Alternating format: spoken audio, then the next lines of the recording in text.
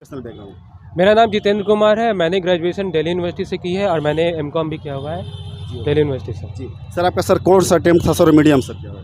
मेरा ये पहला इंटरव्यू था और मेरा medium of instruction English. Okay sir, आपके सर ऑप्शनल सब्जेक्ट सर क्या रहे? मेरा ऑप्शनल सब्जेक्ट साइकोलॉजी है। ओके सर, आपसे सर कैसे कैसे टाइप से क्वेश्चन पूछेगा सर? जब सर आप रूम में एंटर किए तो किस पहला क्वेश्चन का क्या था? मेरे से ये सवाल पूछा है कि आपने ग्रेजुएशन के बाद क्या किया है, तो मैंने बताया कि मैंने टीचिंग किया है।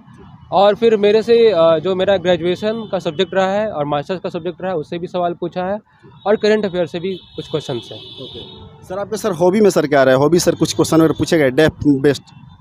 हॉबी से एक भी सवाल नहीं पूछा गया इस बार। ज्योग्राफी से कुछ क्वेश्चन थे, पॉलिटी से कुछ क्वेश्चन थे।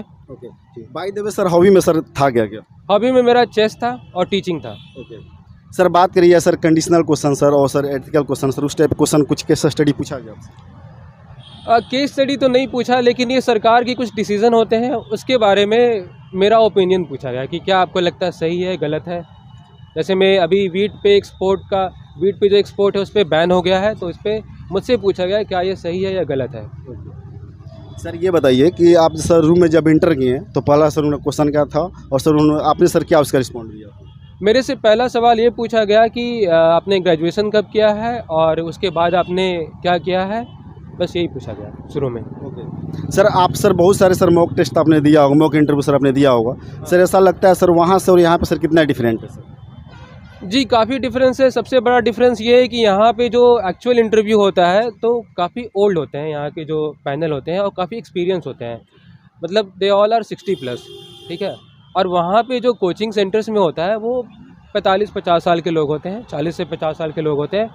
तो एक डिफरेंस होता है, यहाँ के लोग काफ़ी एक्सपीरियंस होते हैं, वो दिखता है। जी ओके सर, आप कितने दिन पहले सर सिविल सर्विसेज सर आप तैयारी कर रहे थे? मैं 2020 से तैयारी कर रहा हूँ, 2 साल हो गए लगभग। सर काउंटर क्वेश्चन वगैरह सर पूछे जा रहे हैं कि नहीं? जैसे कि सर मतलब कि कोई क्वेश्चन का आपने सर रिस्पॉन्ड किया उस पर सर काउंटर क्वेश्चन वगैरह कुछ? जी बिल्कुल पूछे जा रहे हैं। अगर आपने किसी सवाल का जवाब दिया तो उससे भी कुछ सवाल बनते हैं, तो उससे भी पूछे जाते हैं।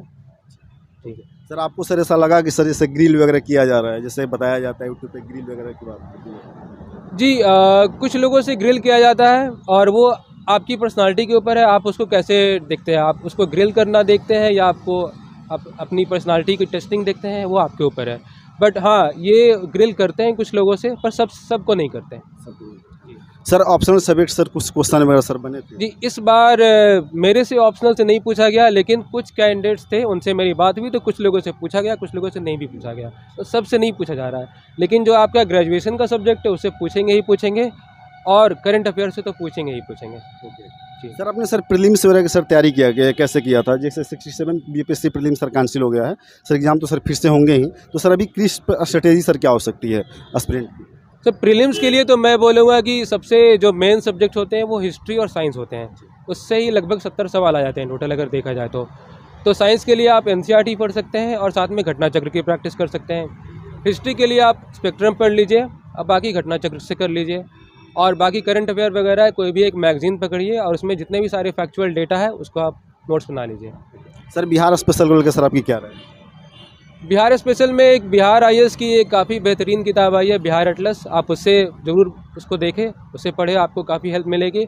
और साथ में ही आप क्राउन का भी देख सकते हैं और यूट्यूब पे भी काफ़ी चैनल है, तो उसमें आप जो भी आपको इन्फॉर्मेशन चाहिए सर आप सजेस्ट कर दीजिए प्लीज़। यूट्यूब में मैंने जो देखा था, एक तो बीपीएससी प्लेटफॉर्म देखा था जो पिछले साल उसके कुछ वीडियो थे, तो मैंने बिहार ज्योग्राफी के लिए देखा था। और मैं ज़्यादा यूट्यूब पे डिपेंडेंट नहीं रहता, मैं कोशिश रहती है कि किताब से ज़्यादा करूँ। ओके सर, मेंस की बात करिए तो सर मेंस में सर ऐसा राइटिंग स्किल सर कैसे बेहतर किया सकता है? मेंस में आंसर राइटिंग के लिए सबसे पहले आप जितने सारे प्रीवियस ईयर क्वेश्चन है उसको आप एनालाइज कीजिए अच्छे से।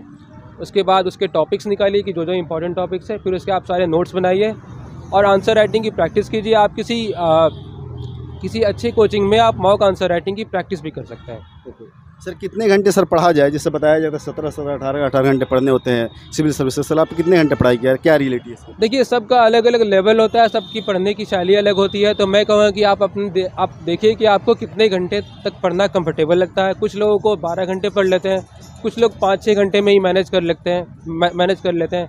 मैं 5-6 घंटे में मैनेज कर लेता हूँ। तो आप अपना स्टाइल देखिए और आप ये देखिए कि आप कितना कवर कर पा रहे हैं कितने घंटों में। Sir last message sir aspirant के लिए सर क्या देना चाहेंगे? एस्पिरेंट को मैं ये कहना चाहूँगा कि आप डेली पढ़ें, महीने में कम से कम ज़्यादा ज़्यादा 1 दिन का ब्रेक ले, उससे ज़्यादा ब्रेक मत ले। डेली निरंतर पढ़ते रहिए और डेली न्यूज़पेपर भी पढ़िए, करंट अफेयर से पूरा वाकिफ़ रहिए अच्छे से और साथ में प्रैक्टिस कीजिए।